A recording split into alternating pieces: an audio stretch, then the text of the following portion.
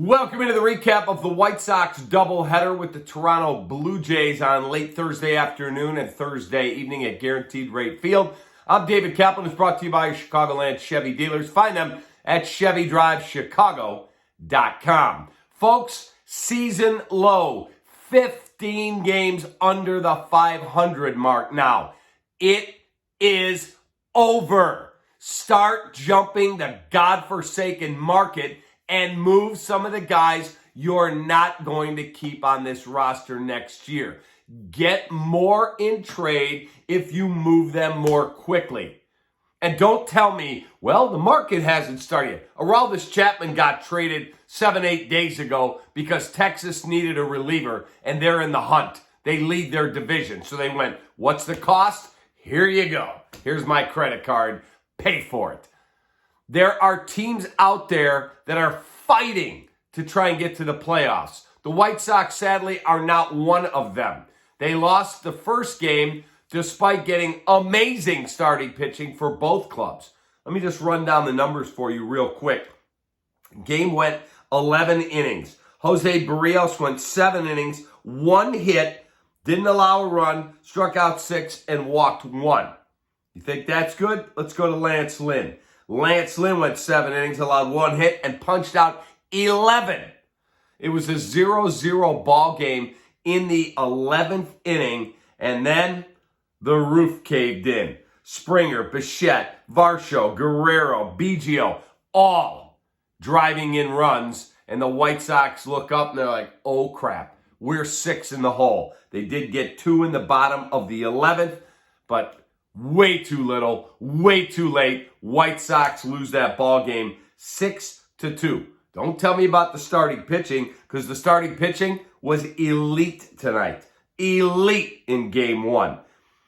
But the bullpen, here's what happened with that bullpen. Aaron Bummer, holy cow. He went a third of an inning, gave up 5 hits, 6 runs, 5 of those earned, struck out 1. Ball game over. Aaron Bummer, bye-bye.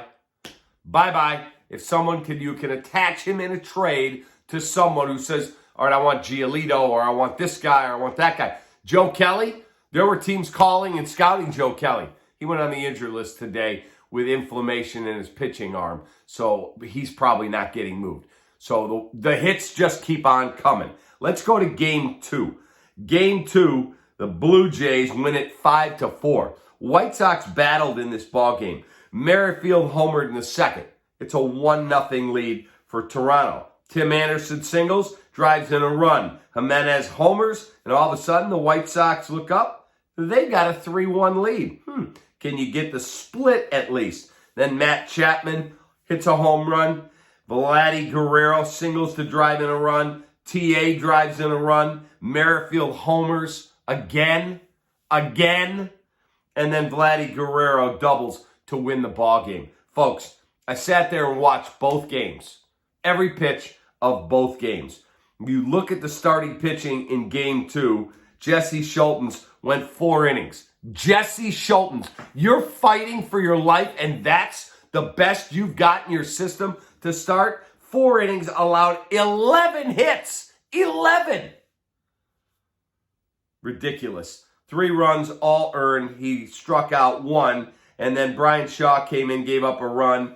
Padilla, whoever the hell he is, went an inning, gave up 2 hits and a run. And then Jimmy Lambert finished it up. It does not matter how the runs scored. This season is long over. 15 under. Start dialing. Pick up the phone and start dialing. Hi, it's Rick. What do you want? Anybody's available except Luis Robert. What do you want?